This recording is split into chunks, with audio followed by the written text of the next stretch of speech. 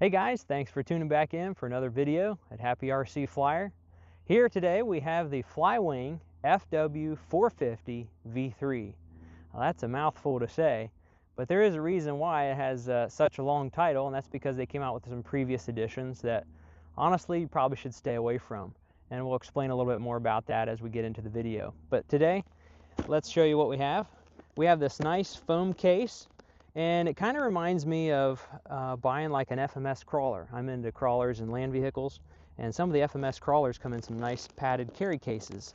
So when you get it, it'll come like this. It's got a nice handle with a little bit of shock absorbent. It has these two latches. These latches won't stay open, so I've had some times where I opened them, unlatched it, and then went to open the box. I couldn't figure out why it wouldn't open. It's because these latches won't stay open. That one's so just make sure the latches are flipped open, then the box should open very easily. Inside, we have everything to fly, so it's really cool. It's really compact for a 450 size helicopter. This is very compact with the tail boom coming apart, the main rotor blades coming off, and then of course your controller, your battery, and everything fits in there. You can fit another spare battery in there if you want. I think there's a place in there for your charger. So this would be what would be considered like a ready to fly without the charger. So they sell a ready to fly kit with the charger, they sell a ready to fly kit without the charger. They even call it RTF with the battery missing. So when you go to buy one of these, whether it's on Amazon or I think Heli Direct or Motion RC, there's some other companies too that are very reputable to purchase one of these. Look at and pay attention to the description and make sure that it has everything that you want. So this today we're going to be flying on a 6S battery. This is a 6S 2200 milliamp. It's a 50C pack, I think by Pulse. And this is what I got with it, and I've been really impressed with it. You can fly it on a 6S or a 4S.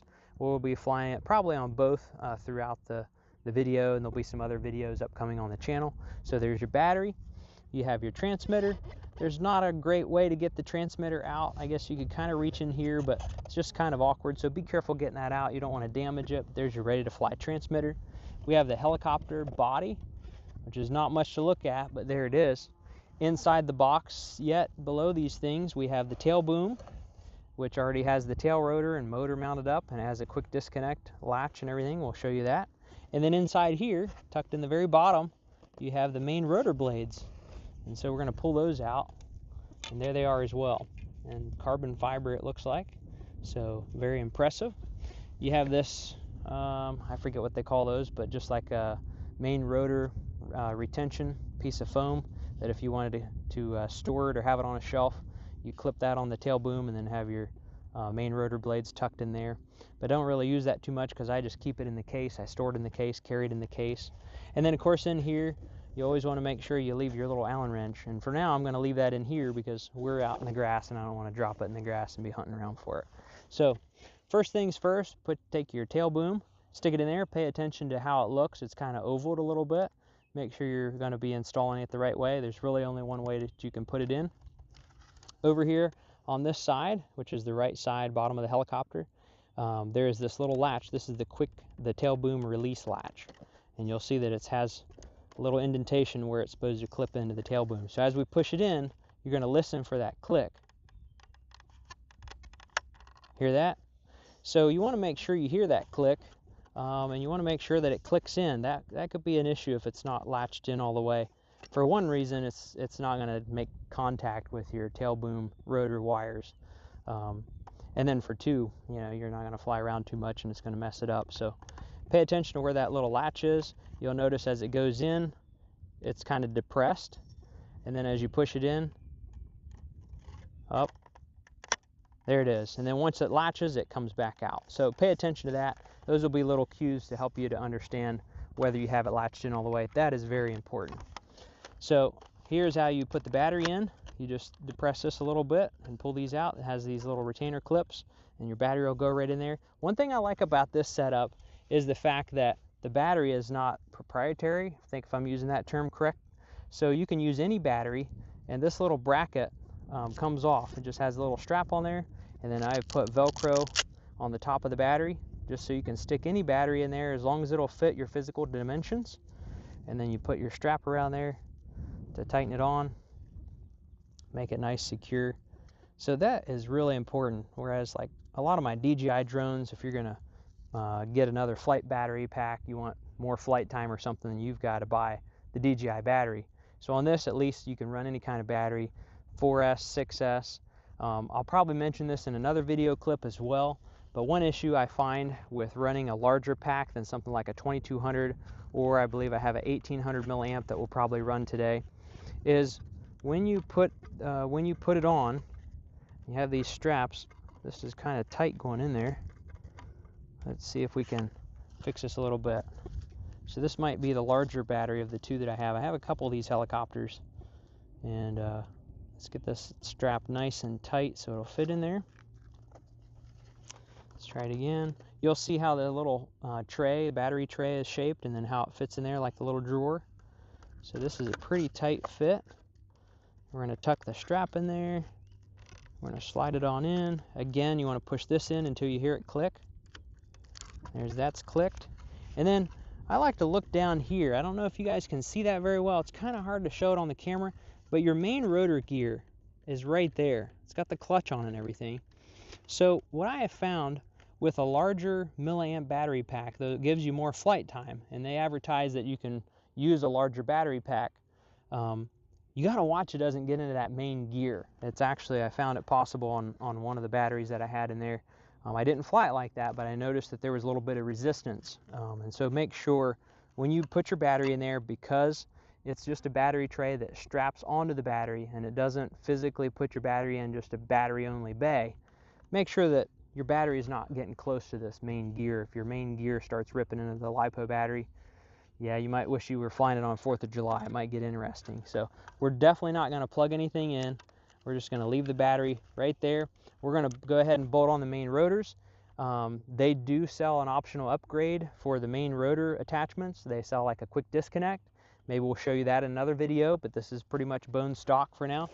We're going to get back in here. We're going to retrieve our little Allen wrench. And you'll see that these bolts are in here. These are just the old physical bolts.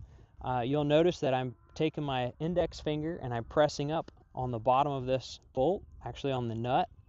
The nut is sort of like a carriage bolt where it has an indentation in the bottom of the grip, the blade grip.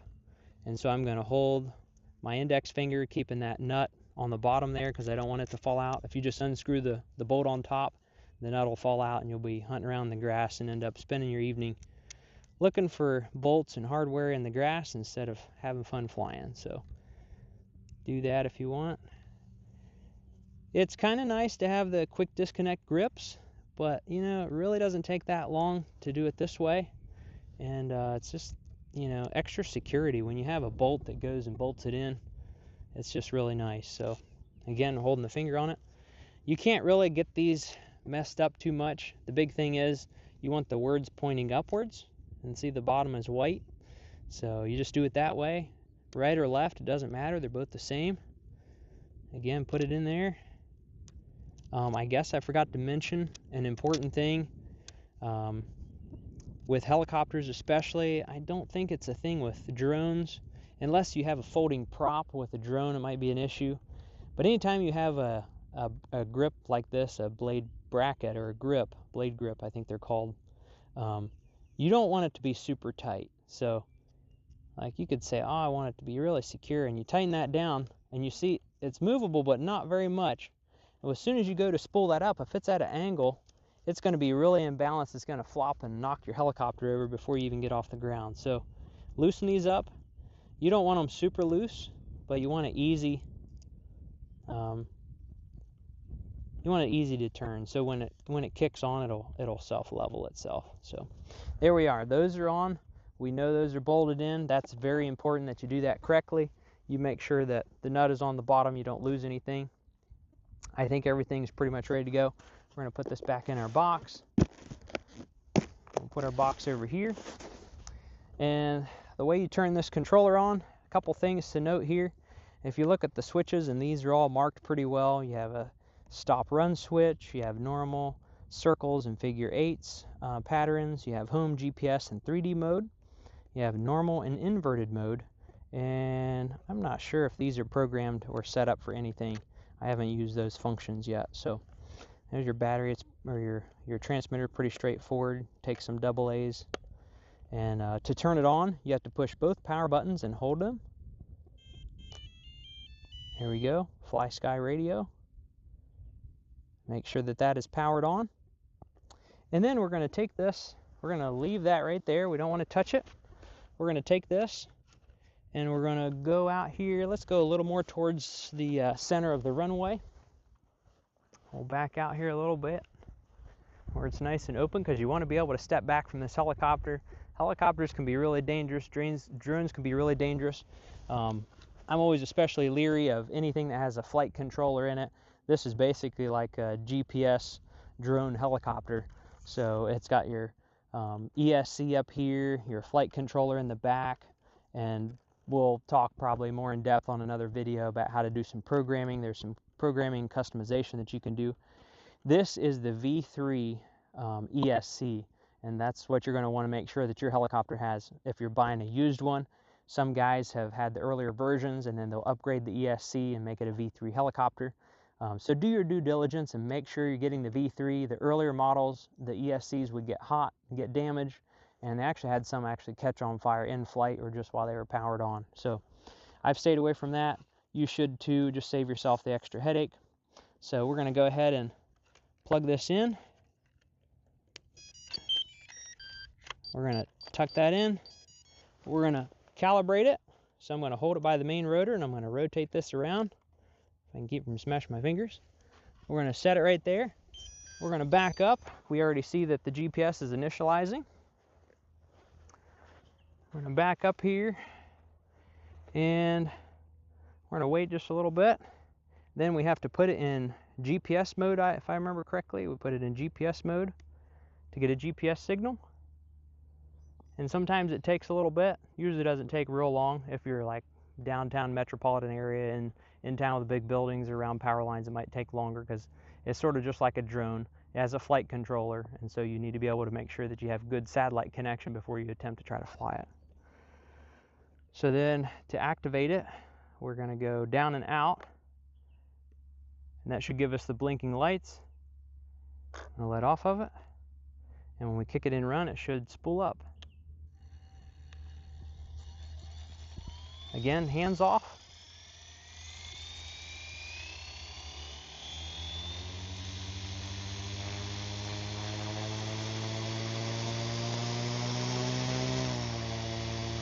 So there it is. And so when you're in this mode, when you're starting up, it should be in GPS mode and it should be in run mode. So are you able to see that on the cameras? I don't know. So that should be on run. There's run and stop. That's what activates it. And you should be in GPS mode. We're in normal mode. Definitely don't touch that. This is activated currently. So we're going to take this stick. We're going to go straight up with it. There we go. And we have a little bit of wind today. A little crosswind. Very nice. It's fighting the wind and everything. That's totally hands off. Now if this was a regular collective pitch traditional helicopter, we'd kind of be managing the sticks to try to keep it to hover, but it won't drift anything. It has really tight gyro, works really nice. I'm gonna bring it back around here. Pretty loud, pretty big. It's a 450. And we're gonna take off flying from right to left. Again, we have a little bit of wind here. You probably can't see it too well on the camera. We're gonna turn around. We're going to fly by.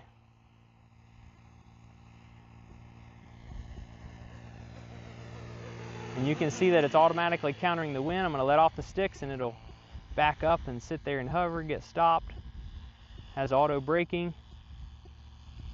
And I'm going to fly right up in front of us, and then I'll let off the sticks and I'll show you how it just puts the brakes on by itself. A 3, 2, 1, stop. And look how it just applies the brakes. And it locks in there and just hovers. So very cool. Now we're going to gain a little altitude and we'll try the orbit mode. And there it is. It's going to do a big circle and it'll keep doing circles until you take it out of orbit mode. And you'll notice here on the controller, this is the switch that you move. You move it to O-fly or to do orbits or circles. And then we're going to flip it back to normal mode.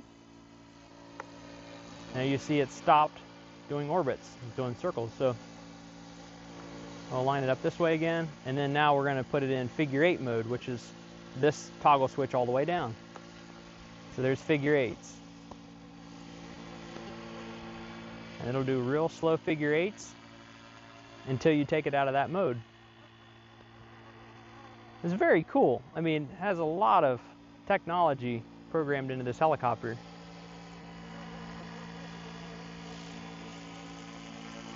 Now, we have a little bit of wind here. I would say it's probably 5 to 7 miles an hour wind. Gusting right now. Sometimes it gets really calm. So there's a little bit of wind there, and you can see that it's very stable.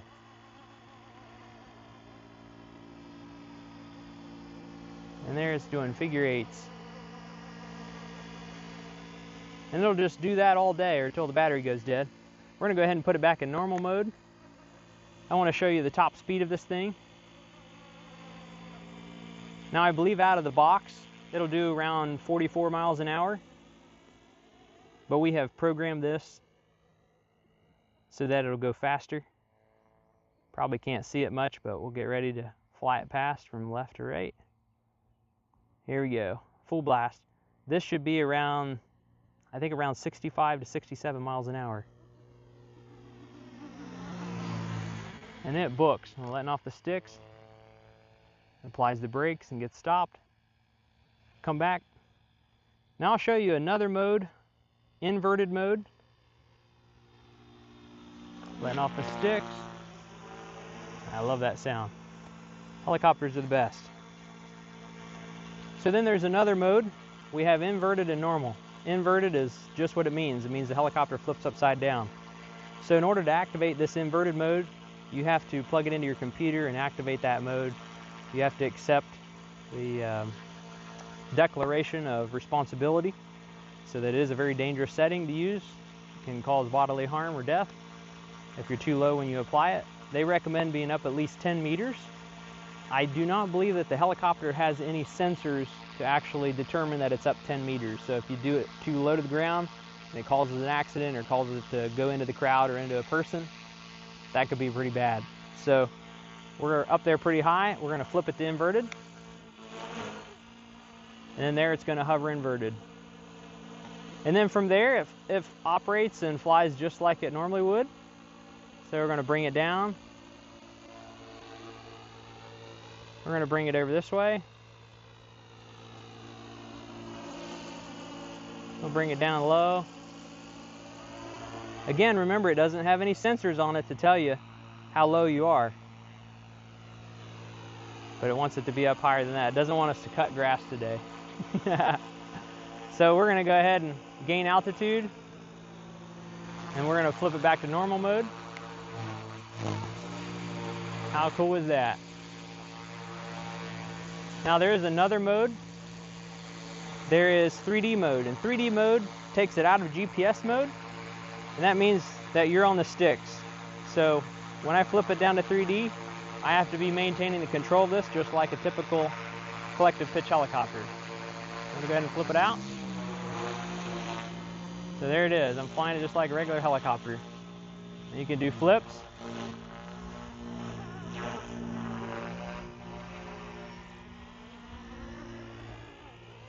Fly it around just like a normal helicopter. It's full manual.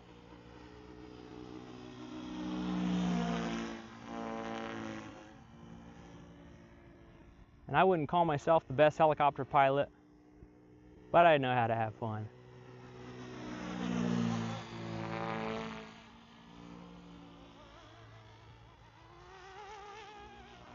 You can tell it's got power. Again, we're on 6S.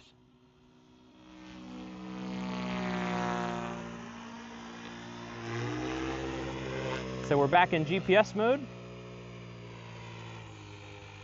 And you can hear the RPMs kick back down. You can adjust all of that in your settings if you want higher RPMs or lower RPMs when you kick into 3D mode.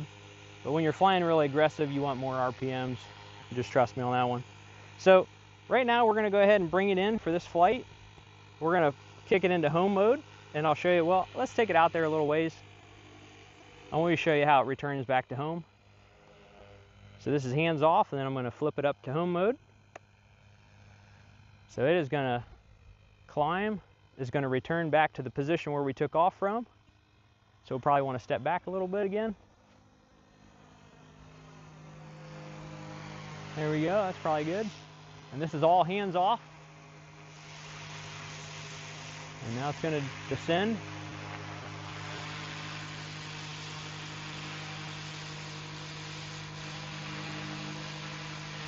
Seems very slow, but that's kind of how the DJI drones are.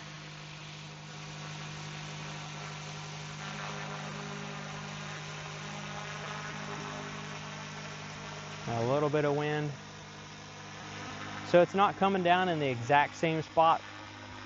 I think we're probably maybe 15 or 20 feet that way, and it seems like we took off like right in here somewhere. So it's not going to be exact. If you take off in your backyard and you go fly around and it returns back, keep that in mind. It's going to be in the vicinity, not exactly in the same exact area from where it took off. So we're spooling down. We're going to go ahead and put this to stop. There we go. And then let's go ahead and come up here. Or let's wait till the propellers stop spinning. There's kind of a way that I grab the top of the main rotor and stop the blades, but probably don't want to show you that. There we go. So it's about stopped. I'm going to leave my controller here. I just do that because I want to make sure I'm not going to be touching anything or activating any switches as I'm going up to approach the helicopter.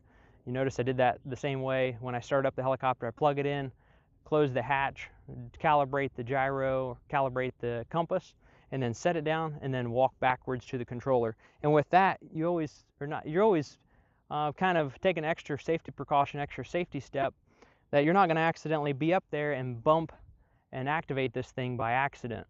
That could be very dangerous, and probably more so is an issue with a helicopter like this versus something that's more of a collective pitch helicopter. Not saying you can't activate, full throttle or, inverted mode or something like that, but you don't have inverted modes on the collective pitch helicopters. So with the ease of use, it kind of brings mixed feelings. It's easier to use, but yet there's also some greater dangers if you're not really into helicopters and maybe this is your first helicopter. So we're going to go ahead and approach it. As I get close, this is just something that I do. I wouldn't call myself a helicopter guy, kind of like all things RC. But as I get close, I like to grab a hold of the main rotor. You'll never get chopped by the main rotor if you grab a hold of it and you're holding the helicopter down. It's physically not impossible. Now, if this helicopter was full RPMs, I'm probably not going to be able to grab the main rotor. It's probably going to chop my fingers off, and that's not going to be too pretty.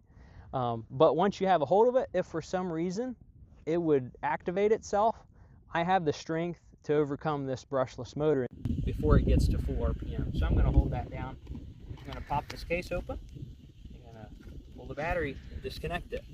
And then we'll lift it up, we'll unhook it. And there we are. Battery's kind of warm. I don't know what our flight time was on that. There it is. So there we have the FlyWing FW450 V3. Now remember, V3 at the end, because you want to get the one with the latest and greatest ESC, so you don't have issues with that. But anyway, it's a very cool helicopter. It comes in this white color with gray and black accent stripes, or you can get it in this full body lime green. So there's a couple variations of this helicopter, and then of course now they have some scale versions. I think you can get the Huey, or there's like a news chopper, maybe an Airwolf or something. But this is the one that looks most like an actual 3D helicopter. So anyway, hopefully that gives you a little bit of background on it. There's a few videos out there, but I just kind of wanted to do one on the startup process and going through some of the automated modes and just kind of give you a little bit of background. And hopefully we'll have some more videos of this. Maybe you've seen them already on the channel, maybe some shorter clips. We'll go into the programming and the software, what you need to program the flight controller on this and activate some of the settings. Out of the box, it does not come with the setting. It does not come with the faster speed limit on it. So I think I might have mentioned that already, but if you get it out of the box and you're just playing around with it without plugging it into your computer, the inverted switch is not going to work. It's kind of a safety feature, so you're not going to accidentally bump that by accident without knowing what you're doing. And then also it limits the speed to like 44 miles an hour, I believe. So this one, we've gone into the settings and programmed, adjusted some things, tuned some things, so it'll hit like 65 miles an hour, so it gives you a little more speed, and then also activates that inverted mode. So I would recommend that if you're new into helicopters, try to get someone that knows a little bit about helicopters. I don't know if I would recommend this for a very first helicopter, but it is very easy to pick up on and learn from what I've seen. And then also I wouldn't recommend activating that inverted mode just out of the box on your first flights, maybe after you become more familiar with it. And again, practice some extra precaution on something like this. There's always dangers that with a flight controlled helicopter or drone controlled helicopter, if for some reason something would jam the satellite connection with it, you could really have a handful with a 450 size helicopter with blades, carbon blades that big, and swinging those RPMs. If you're not familiar with helicopter stuff and don't know how to control one, just in the full manual mode and get something like this, and then I don't know what would cause it, you know, maybe that's just a little bit of skepticism as far as thinking that something could jam the signal and leave you with a helicopter that you have to handle full manual. But if that happened with me, I do fly collective pitch helicopters, and though I'm not really good, I wouldn't call myself good, I can handle them if I get stuck with this in full manual mode where the GPS is not assisting the control of it. So keep that in mind, just a little disclaimer at the end, just hopefully that helps you out. But would I recommend this? Absolutely. Is it fun? It's a blast. You know, would it be good to get into helicopters? You know, yes, it's a good size helicopter. You know, it's a large helicopter. It's 450, so it's a good size, and so that part is really cool and handles the wind pretty well. Now, if it's a crazy windy day, I probably wouldn't recommend if you're a new pilot getting it out, but definitely a lot of fun. So I would definitely recommend it. And thanks for watching. Take a minute to like the video if you did like it. If you don't hit the like button. Leave a comment, share it with a friend, and make sure you're subscribed. So a lot of people that watch my videos are not subscribed, and that helps grow the channel. I'm unsponsored, so I'm unbiased. No one has given me this helicopter. I had to buy it with my own money. No one's paying me to tell you that it's a nice helicopter, and nobody's trying to give me hush money and say that I can't tell you that they had some problems with the ESCs earlier on. So being unsponsored and unbiased, and my channel is unmonetized, so I don't make any money doing this. I just have fun. I like to share in the hobby and help the hobby to grow. And if that's your goal too, don't forget to subscribe, share it with a friend, and tune back in for another video later. Thanks for watching.